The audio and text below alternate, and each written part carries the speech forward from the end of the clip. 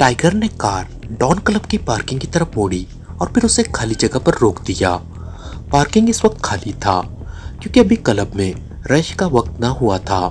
Don club का मालिक और जनरल मैनेजर डॉन टाइगर का दोस्त था और चूंकि डॉन पाकिस्तानी अंडरवर्ल्ड में खासा मौसर आदमी समझा जाता था और डॉन क्लब के साथ साथ वो असला की स्मगलिंग में भी शामिल था, इसलिए टाइगर अक्सर उससे मुलाकात करके ताज़ा तरीन मालूमात हासिल कर लिया करता था।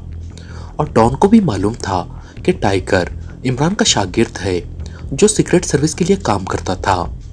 आज सुबह टाइगर अपने होटल के कमरे में ही था कि डॉन ने उसे कॉल करके उससे शाम को क्लब में मुलाकात का कहा, तो टाइगर ने हामी भर ली और फिर शाम होते ही टाइगर ने डॉन क्लब का रुख कर लिया था। डॉन ने उसे बताया था कि इस मुलाकात में वो उससे कुछ अहम बातें करना चाहता है, इसलिए टाइगर ने देर करनी मुनासिब ना समझी। वैसे भी रात होते ही क्लब में रश हो जाता था और जनरल मैनेजर की मसरूफियात भी बढ़ जाती थी। मुसलसल फ़ोन आने शुरू हो जाते थे या क्लब के मखसूस प्रॉब्लम पैदा होने और फिर डॉन के सामने उनके पेश होने का सिलसिला शुरू हो जाता था, इसलिए इत्मीनान से बातचीत ना हो सकती थी। जबकि इस वक्त क्लब में वो गहमा गहमी ना होती थी, इसलिए इत्मीनान से बातचीत हो सकती थी। टाइगर ने कार रोकी और फिर नीचे उतरकर कार लॉक करके वो तेज तेज कदम उठाता हुआ क्लब के मेन गेट की तरफ बढ़ता चला गया। क्लब का हॉल तकरीबन खाली पड़ा हुआ था। एक तरफ काउंटर था जिस पर दो लड़कियां मौजूद थी, जिनमें से एक के सामने फोन सेट मौजूद था, जबकि दूसरी कोई फाइल खोले उस पर झुकी हुई थी। यस सर, फोन वाली लड़की ने टाइगर की तरफ देखते हुए कहा। शायद नई लड़की थी इसलिए वो टाइगर को ना जानती थी, लेकिन फाइल पर झुकी हुई लड़की ने अपनी साथी लड़की की आवाज़ सुनकर सर उठाया तो वो उछल पड़ी। सर आपको पूछने की क्या ज़रूरत है, आप तो चीफ के दोस्त हैं, फाइल वाली लड़की ने मुअद्दिबाना लहजे में कहा। शुक्रिया, मैं तो ये पूछना चाहता था कि डॉन अपने ऑफिस में मौजूद हैं या नहीं, टाइगर ने मुस्कुराते हुए कहा। वो ऑफिस में ही है, अभी थोड़ी देर पहले तशरीफ़ लाए हैं, उन्हें फ़ोन पर आपकी आमद की इत्तला दे दी जाएगी, लड़की ने उसी तरह मुअद्दिबाना लहजे में जवाब देते हुए कहा। ओके शुक्रिया, टाइगर ने कहा और फिर उस राहदारी की तरफ बढ़ गया जिसमें डॉन का ऑफिस था। थोड़ी देर बाद वो ऑफिस में दाखिल हुआ तो लंबे कद और कदरे भारी जिस्म के एक्रीमियन नज़ार डॉन ने उठकर बड़े गर्मजोशाना अंदाज में उसका इस्तकबाल किया। टाइगर के जहन में एक खलिश सी पैदा हुई क्योंकि आज डॉन का इस्तकबाल करने का तरीका पहले से मुख्तलिफ था। वो कुछ ज़रूरत से ज़्यादा ही मुअद्दब दिखाई दे रहा था। उसे ख्याल आया कि आज डॉन को उससे कोई खास काम पड़ गया है कि फ़ोन करके खुसूसी तौर पर बुलाया है और अब रूटीन से हटकर इस्तकबाल किया जा रहा है। आज कोई खास बात है जो तुम्हारा रवैया तब्दील हो गया है, टाइगर ने मुस्कुराते हुए कहा तो डॉन बेख्तियार हंस पड़ा। मुझे इन दिनों रकम की अशद ज़रूरत है और तुम्हारी वजह से मैं 10 लाख डॉलर कमा सकता हूँ, जिसमें से तुम चाहो तो आधे तुम्हें भी दिए जा सकते हैं, डॉन ने कहा तो टाइगर चौंक पड़ा। अच्छा, तफसील बताओ, क्या करना पड़ेगा इतनी भारी रकम के हुसूल के लिए, टाइगर ने कुर्सी पर बैठते हुए कहा। उसके चेहरे पर डॉन की बात सुनकर हैरत के तासुरात उभर आए थे। पहले ये सुन लो कि मैं तुमसे कोई बात ना छुपाऊंगा और यही तवक्को तुमसे भी रखूंगा। इसके साथ साथ किसी भी तरह मेरा नाम ओपन ना किया जाएगा, क्योंकि ऐसा हुआ तो मुझे यकीनी तौर पर हलाक कर दिया जाएगा, डॉन ने कहा। तुम बेफिक्र होकर और खुलकर सब कुछ बता दो, मैं हलफ देता हूँ कि तुम्हारा नाम किसी भी सतह पर सामने नहीं आएगा, टाइगर ने कहा। ओके, तो मुझे तुम्हारे उस्ताद का शेड्यूल मालूम करना है, इसके मुझे 10 लाख डॉलर्स मिलेंगे, डॉन ने कहा तो टाइगर बेख्तियार उछल पड़ा। उसके चेहरे पर शदीद हैरत के तासुरात उभर आए थे। तुम्हारा मतलब इमरान साहब से है या किसी और के बारे में कह रहे हो, टाइगर ने कहा। इमरान साहब भी तुम्हारे उस्ताद हैं या कोई और भी है, डॉन ने कहा। इमरान साहब ही है, लेकिन शेड्यूल का क्या मतलब हुआ, मैं समझा नहीं, टाइगर ने कहा। मुझे ये मालूम करना है कि आइंदा 1 माह के दौरान इमरान साहब का शेड्यूल क्या है, डॉन ने कहा। कैसा शेड्यूल, टाइगर ने हैरत भरे लहजे में कहा। यही कि क्या वो आइंदा 1 माह तक पाकिस्तान में ही रहेंगे या उनका कहीं बाहर जाने का इरादा है, अगर है तो कब और कहाँ, डॉन ने कहा। ये काम किसने तुम्हारे जिम्मे लगाया है, टाइगर ने पूछा। वो तो मैं बता दूंगा, इस सवाल का दुरुस्त जवाब मुझे चाहिए ताकि मैं 10 लाख डॉलर्स वसूल कर सकूं, डॉन ने कहा। तुम तफसील से बताओगे तो मैं तुम्हारे सामने इमरान साहब को तफसील बताकर उनसे तुम्हारे सवाल का जवाब पूछूंगा, वरना वो किसी भी लम्हे किसी भी तरफ जा सकते हैं। ना चाहे तो 1 माह क्या, कई माह तक कहीं नहीं जाते। टाइगर ने कहा। मैं बता देता हूँ, लेकिन मेरा नाम सामने ना आए, डॉन ने कहा। कह तो दिया है कि नहीं आएगा, टाइगर ने कहा। तो फिर सुनो, एक्रीमियन रियासत लोसानो में यहूदियों की एक तंजीम है जिसका नाम लॉर्ड्स है। इसका एक एजेंट कर्नल जेम्स है। कर्नल जेम्स एक्रीमियन और इसराइली एजेंसियों में तवील अरसे तक काम करता रहा है। अब वो लॉर्ड्स एजेंसी का सुपर एजेंट है और लॉर्ड्स का हेडक्वार्टर भी सुना है कि लोसानो में है। तुम्हें मालूम है कि मैंने गलत कॉलों को ट्रेस करने के लिए बाकायदा वॉइस कंप्यूटर फ़ोन के साथ अटैच किया हुआ है, इसलिए मुझे मिलने वाली कॉल्स चेक होती रहती हैं। बहरहाल लोसानो से कर्नल जेम्स की कॉल आई, ऐसा पहली बार हुआ है, वरना मैं जब लोसानो जाता था तो उससे मुलाकात होती थी। बहरहाल उसने इमरान साहब का शेड्यूल मालूम करने के लिए कहा और $10 लाख की ऑफ़र की, तो मैंने उससे बता दिया कि इमरान साहब से तो बराह रास्त मालूम नहीं किया जा सकता, अलबत्ता उनका शागिर्द है, उससे मालूम किया जा सकता है।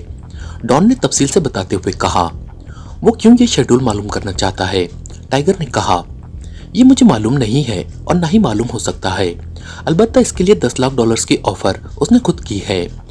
इतनी बड़ी रकम का मतलब है कि ये शेड्यूल उनके लिए बेहद अहमियत रखता है। डॉन ने कहा। ठीक है, मैं तुम्हारा फ़ोन इस्तेमाल कर सकता हूँ, टाइगर ने कहा। किस लिए? डॉन ने चौंक कर कहा। तुम्हारे सामने इमरान साहब से पूछता हूँ कि आइंदा 1 माह के लिए उनका क्या शेड्यूल है, ताकि $10 लाख तुम कमा सको, टाइगर ने कहा। तो डॉन ने खुद फोन सेट उठाकर उसे मेज की दूसरी तरफ बैठे टाइगर के सामने रख दिया। टाइगर ने रिसीवर उठाकर पहले तो उसका वो बटन प्रेस किया जिससे वो डायरेक्ट हो जाता था, फिर उसने उसका लिंक वॉइस कंप्यूटर से ख़त्म किया और उसके बाद उसने नंबर प्रेस करने शुरू कर दिए। Ali Imran, MSc DSc Oxon, बज़बान खुद बोल रहा हूँ, राब्ता होते ही खुशगवार लहजे में कहा गया तो डॉन के चेहरे पर बेख्तियार मुस्कुराहट रेंगने लगी। टाइगर बोल रहा हूँ बॉस, लोसानो का सुपर एजेंट कर्नल जेम्स आपके आइंदा 1 माह का शेड्यूल मालूम करना चाहता है और उसके लिए उसने $10 लाख की ऑफ़र की है, टाइगर ने कहा। तुम्हें ऑफ़र की है? इमरान ने पूछा। नहीं बॉस, मेरा उससे कोई ताल्लुक नहीं है, मेरा एक दोस्त है क्लब का मालिक, उससे उसने फ़ोन पर बात की है तो उसने मुझे बता दिया, टाइगर ने जवाब देते हुए कहा। तुम अपने दोस्त को कह दो कि वो जो शेड्यूल चाहे बता दे, हम उसकी पाबंदी करेंगे, इमरान ने कहा। बॉस, मेरे ख्याल में ये इंतहाई संजीदा मसला है, टाइगर ने कदरे जिद होते हुए कहा। होगा, मुझे कब इनकार है, लेकिन अब मैं क्या करूं, ये बताओ, इमरान ने कहा। तो आपका कोई शेड्यूल नहीं है बाहर जाने का, टाइगर ने कहा। अभी 2 रोज तक तो नहीं है, उसके बाद बन जाए तो मैं कह नहीं सकता, इमरान ने कहा और उसके साथ ही राब्ता खत्म हो गया। तो टाइगर ने रिसीवर रख दिया। सुना तुमने, यही बात मैं कह रहा था कि किसी भी वक्त बॉस कहीं भी जा सकते हैं, टाइगर ने सामने बैठे हुए डॉन से मुखातिब होकर कहा। इसका मतलब है कि मुझे रकम नहीं मिल सकती, डॉन ने मायूसाना लहजे में कहा। तुम्हारे सामने बात हुई है, अब तुम खुद जो कहना चाहो कह दो, मैं क्या कह सकता हूँ, टाइगर ने कहा। मैं तो यही कह सकता हूँ कि अभी कोई शेड्यूल नहीं है, और क्या कह सकता हूँ, डॉन ने कहा और उसके साथ ही उसने फोन सेट उठाकर अपने सामने रखा और फिर रिसीवर उठाकर उसने तेजी से नंबर प्रेस करने शुरू कर दिए। टाइगर की नजरें उसकी उंगली पर जमी हुई थी। लाउडर का बटन भी प्रेस कर दो, टाइगर ने कहा तो डॉन ने इस बात में सर हिलाते हुए आखिर में लाउडर का बटन भी प्रेस कर दिया। दूसरी तरफ से घंटी बजने की आवाज सुनाई दी। यस, कर्नल जेम्स बोल रहा हूँ, राब्ता होते ही एक भारी सी आवाज सुनाई दी। पाकिस्तान से डॉन क्लब का डॉन बोल रहा हूँ जनाब, डॉन ने मुअद्दबाना लहजे में कहा। ओह तुम, बताओ क्या हुआ उस काम का जो तुम्हारे जिम्मे लगाया गया था, कर्नल जेम्स ने कहा। सर, जो मालूमात मिली हैं उनके मुताबिक इमरान किसी भी वक्त कहीं भी जा सकता है, क्योंकि उसकी खिदमत पाकिस्तान सीक्रेट सर्विस का चीफ हायर करता है, और जब वो हायर करता है तो फिर वो उसे जहाँ जाने का हुक्म देते हैं, इमरान वहाँ चला जाता है, वरना वो पाकिस्तान में ही रहता है, डॉन ने कहा। इस वक्त इमरान कहाँ है, कर्नल जेम्स ने पूछा। इस वक्त तो वो अपने फ्लैट में मौजूद है, डॉन ने जवाब देते हुए कहा। ओके, वैसे $10 लाख तुम्हारे अकाउंट में ट्रांसफर कर दिए गए थे, तुमने इस इमरान की बाकायदा निगरानी जारी रखनी है, किसी भी वक्त मैं तुमसे मालूम कर सकता हूँ, और हाँ, अगर किसी भी वक्त वो अकेला या अपने साथियों समेत मुल्क से बाहर जाए तो इस बारे में तफसील मालूम करके मुझे फ़ोन पर फौरी इत्तला देनी है। कर्नल जेम्स ने कहा। यस सर, हुक्म की तामील होगी, डॉन ने कहा। तो दूसरी तरफ से गुड बाय कहकर रिसीवर रख दिया गया। तो डॉन ने भी रिसीवर रख दिया। अब तुम बताओ कितनी रकम दूं तुम्हें? डॉन ने कहा। कुछ नहीं, मैं ऐसी रकम नहीं लिया करता। अलबत्ता एक बात बता देता हूँ कि अगर तुमने बॉस इमरान की निगरानी का कोई चक्कर चलाया तो फिर तुम्हारा अंजाम इंतहाई इबरतनाक हो सकता है। फिर मुझे गिला ना करना, टाइगर ने उठते हुए कहा। मुझे मालूम है, अगर मालूम ना होता तो मैं तुम्हें दरमियान में ना डालता, डॉन ने उठते हुए कहा। और टाइगर उससे हाथ मिलाकर ऑफिस से बाहर आ गया। थोड़ी देर बाद उसकी कार सड़क पर दौड़ती हुई आगे बढ़ी चली जा रही थी। अब वो एक और क्लब जा रहा था जो दारुल हुकूमत के मुज़ाफ़ात में था। उसका नाम ब्लू स्काई क्लब था। ये नौजवान लड़कों और लड़कियों का पसंदीदा क्लब था, क्योंकि मुज़ाफ़ात में होने की वजह से यहाँ तक पहुँचते पहुँचते लॉन्ग ड्राइव का लुत्फ़ भी लिया जा सकता था। और इस क्लब में कानून की इतनी सख्ती भी ना थी जो दारुल हुकूमत के अंदर वाक़े क्लबों में पाई जाती थी। इस क्लब का एक सुपरवाइज़र जैक्सन लोसानो का रहने वाला था, इसलिए टाइगर उस जैक्सन से कर्नल जेम्स के बारे में मुकम्मल तफसील हासिल करना चाहता था, ताकि इमरान से इजाज़त लेकर वो खुद इस कर्नल जेम्स के खात्मे के लिए लोसानो जा सके। ब्लू स्काई क्लब पहुंचते पहुंचते उसे 2.5 घंटे लग गए। उसे मालूम था कि सुपरवाइज़र जैक्सन वही क्लब के उकब में बनी हुई कॉलोनी में रहता है, इसलिए अगर वो क्लब में ना हुआ तो बस के घर पर उससे मुलाकात कर लेगा। लेकिन ब्लू स्काई क्लब पहुंचकर जब उसे मालूम हुआ कि सुपरवाइज़र जैक्सन क्लब में मौजूद है तो उसने एक वेटर के जरिए उसे हॉल में बुलवा लिया। ओ, आप यहाँ क्यों बैठे हैं? मेरे ऑफिस आ जाए, दुबले पतले सुपरवाइज़र जैक्सन ने उसके करीब पहुंचकर बड़े मुअद्दबाना लहजे में कहा। मैं चाहता हूँ कि कुछ देर ऑफिस से हटकर तुमसे बातचीत करूँ, टाइगर ने कहा। तो क्या हुआ? वहाँ भी ऐसी गुफ्तगू हो सकती है। अभी क्लब में रश नहीं है, इसलिए इत्मीनान से 2-3 घंटे बातचीत की जा सकती है, सुपरवाइज़र जैक्सन ने कहा। तो टाइगर हंसता हुआ उठ खड़ा हुआ। अरे इतनी लंबी बात नहीं करनी, टाइगर ने हंसते हुए कहा। तो जैक्सन भी बेख्तियार हंस पड़ा। फिर टाइगर जैक्सन के साथ उसके ऑफिस पहुंच गया। जैक्सन क्लब में काम करने वाले वेटर्स का सुपरवाइज़र था और वेटर्स के सिलसिले में कोई भी मसला हो तो उसका हल उसकी जिम्मेदारी थी। इसी तरह क्लब के मफादात का वेटर्स के सिलसिले में ख्याल रखना भी उसकी ड्यूटी में शामिल था। ऑफिस सादा था, अलबत्ता मेज़ पर इंटरकॉम मौजूद था। मुझे मालूम है कि आप एप्पल जूस पीना पसंद करते हैं, मैं ऑर्डर दे देता हूँ, जैक्सन ने कहा। और इंटरकॉम का रिसीवर उठाकर उसने 2 डब्बे एप्पल जूस लाने का हुक्म देकर रिसीवर रख दिया। चंद लम्हों बाद एक वेटर ट्रे में एप्पल जूस के 2 डब्बे स्ट्रॉ समेत लेकर अंदर दाखिल हुआ। उसने एक डब्बा माँ स्ट्रॉ टाइगर के सामने और दूसरा डब्बा माँ स्ट्रॉ जैक्सन के सामने रख दिया। नवाजिश, मैंने टाइगर साहब से कुछ गुफ्तगू करनी है, इसलिए ये जब तक ऑफिस में है तुमने मुझे डिस्टर्ब नहीं होने देना, जैक्सन ने जूस ले आने वाले से कहा। ओके बॉस, उद्दड़ उमर वेटर ने कहा और खाली ट्रे उठाए वो बाहर चला गया। हाँ, अब आप खुलकर बात कर सकते हैं, क्या मसला है? जैक्सन ने कहा। लोसानो में यहूदियों की एक एजेंसी है जिसे लॉर्ड्स कहा जाता है। उसका एक एजेंट कर्नल जेम्स है, क्या तुम उसके बारे में कुछ जानते हो? टाइगर ने कहा। तो जैक्सन बेख्तियार चौंक पड़ा। क्या हुआ है जो आप उसके बारे में पूछ रहे हैं? जैक्सन ने चौंक कर कहा। कर्नल जेम्स ने डॉन क्लब के जनरल मैनेजर के जरिए इमरान साहब के बारे में मालूमात हासिल करने की कोशिश की है, लेकिन डॉन को मालूम है कि इमरान साहब मेरे उस्ताद हैं, इसलिए उसने मेरे सामने सारी तफसील रख दी।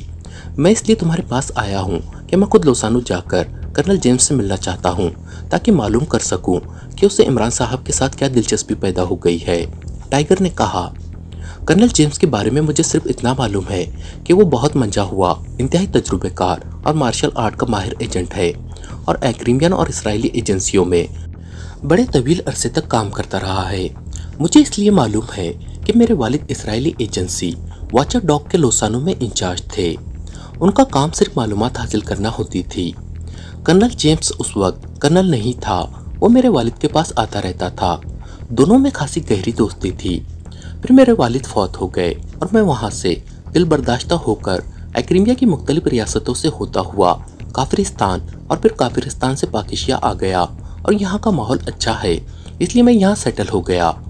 तवील अरसे से कर्नल जेम्स से मुलाकात नहीं हुई, लेकिन उसके बारे में इधर उधर से बातें सुनता ज़रूर रहता हूँ, जैक्सन ने कहा। इसका ताल्लुक जिस एजेंसी से है उसका नाम लॉर्ड्स है और उसका हेडक्वार्टर लोसानो में है। क्या इस बारे में तुम्हें मालूम है? टाइगर ने जेब से चंद बड़े नोट निकालकर अपने सामने मेज पर रखते हुए कहा और फिर उसने ये नोट जैक्सन की तरफ खिसका दिए। इनकी क्या जरूरत थी? बहरहाल शुक्रिया। मुझे सिर्फ इतना मालूम है कि लॉर्ड्स का चीफ रॉबर्ट नामी एक आदमी है और उसकी रिहाइश का लोसानो की किसी रिहायशी कॉलोनी में है जिसका नाम मुझे नहीं मालूम। जैक्सन ने नोट उठाकर अपनी जेब में डालते हुए कहा।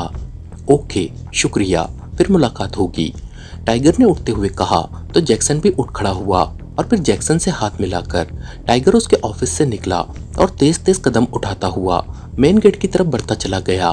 अब वह इमरान के फ्लैट पर जाना चाहता था ताकि उसे इजाजत लेकर लोसानो जा सके।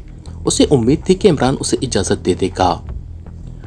फोन की घंटी बजते ही नोमा ने हाथ बढ़ाकर रिसीवर उठा लिया। यस, नोमा बोल रही हूँ, नोमा ने कहा। आशा बोल रही हूँ madam, personal secretary to defence secretary. दूसरी तरफ से एक मुअद्दबाना आवाज सुनाई दी। यस, नोमा ने चौंक कर कहा। मैडम, आपको कर्नल विशान की जगह ब्लैक रॉड का चीफ नामजद किया गया है और इसके साथ साथ एजेंसी का नाम भी बदल दिया गया है क्योंकि यह नाम हुकूमत के आला ओहदेदारों में पसंद नहीं किया गया, सेक्रेटरी ने कहा तो नोमा बेख्तियार उछल पड़ी। उसके चेहरे पर मसरत के तासुरात बाकायदा रक्स करने लगे थे क्योंकि किसी सरकारी एजेंसी का चीफ बन जाना बड़ी कामयाबी थी। यह मुल्क का बहुत बड़ा ओहदा था। उसे नाम बदलने से कोई दिलचस्पी नहीं थी, उसे चीफ बनने से दिलचस्पी थी। क्या नाम रखा गया है? नोमा ने अपने आप पर कंट्रोल करते हुए कहा। मैडम, आपकी एजेंसी का नाम ब्लैक एजेंसी तजवीज़ किया गया है, लेकिन आखिरी फैसला प्राइम मिनिस्टर करेंगे, आशा ने जवाब देते हुए कहा। मुझे चीफ बनाने का लेटर जारी कर दिया गया है या नहीं? नोमा ने बेचैन से लहजे में पूछा। जी हाँ, जारी हो चुका है। आप कर्नल विशान का ऑफिस संभाल लें, इसलिए मैंने आपको फ़ोन किया है, सेक्रेटरी आशा ने कहा। बेहद शुक्रिया, नोमा ने कहा और रिसीवर रखकर वो उठी और चंद मिनट बाद उसकी कार तेज रफ्तारी से ब्लैक रॉड के हेडक्वार्टर की तरफ बढ़ी चली जा रही थी। हेडक्वार्टर में चूंकि नोमा के चीफ बनने का लेटर पहुंच चुका था, इसलिए नोमा का वहां इस्तकबाल चीफ के अंदाज में ही किया गया और नोमा ने सबका शुक्रिया अदा करके कर्नल विशान के ऑफिस पर कब्जा कर लिया। उसने ऑफिस में बैठते ही सबसे पहले कर्नल जेम्स को फ़ोन किया क्योंकि उसे मालूम था कि उसे चीफ बनाने का असल काम कर्नल जेम्स ने किया होगा और इसराइल के कौमी सलामती के मुशीर ने काफिरिस्तान के प्राइम मिनिस्टर को उसकी सिफारिश की होगी और प्राइम मिनिस्टर ने सेक्रेटरी डिफेंस को इस बारे में हुक्म दिया होगा क्योंकि उनकी एजेंसी वजारत डिफेंस के तहत बनाई गई थी। उसका मकसद पूरी दुनिया से ऐसा दिफाई असला हासिल करना था जिससे काफिरिस्तान की हिफाजत की जा सकती हो। इसलिए SS मिसाइल के फार्मूले के पाकिस्तान से हुसूल के लिए नोमा की एजेंसी ने इसराइल के एजेंट कर्नल जेम्स की मदद की थी। गो कर्नल विशान ने इस फार्मूले की एक कॉपी हासिल करने की शर्त लगाई थी, लेकिन इसराइली एजेंट इस फार्मूले की कोई कॉपी काफिरिस्तान के हवाले करने के लिए तैयार ना था। वो इस मिसाइल को सिर्फ इसराइल तक महदूद रखना चाहता था और इसीलिए उसने नोमा से बातचीत की और फिर कर्नल विशान को हलाक करके उसका इल्ज़ाम पाकिस्तानी एजेंटों पर लगा दिया गया और नोमा से उसने किया हुआ अपना वादा पूरा कर दिया। इसलिए नोमा सबसे पहले उसका शुक्रिया अदा करना चाहती थी। कर्नल जेम्स ने उसे अपना वो सैटेलाइट सर्च नंबर दिया था कि कर्नल जेम्स कहीं भी होता, सैटेलाइट का सर्च नंबर उसे ट्रेस करके उससे बात करा देता था। इसलिए चंद लम्हों बाद ही कर्नल जेम्स से राब्ता हो गया। हेलो, कर्नल जेम्स बोल रहा हूँ। राब्ता होते ही कर्नल जेम्स की आवाज़ सुनाई दी। नोमा बोल रही हूँ काफिरिस्तान से, चीफ नोमा, और उसके लिए मैं आपका शुक्रिया अदा करना चाहती हूँ और अब चीफ की कुर्सी पर बैठते ही सबसे पहले मैंने आपको फ़ोन किया है। नोमा ने कहा। आपको चीफ बनने की मुबारक हो। उम्मीद है अब आप और आपकी एजेंसी इसराइल के मफादात के लिए भी काम करती रहेगी, कर्नल जेम्स ने कहा। बिल्कुल 100% करेगी, आप हुक्म दें, नोमा ने कहा।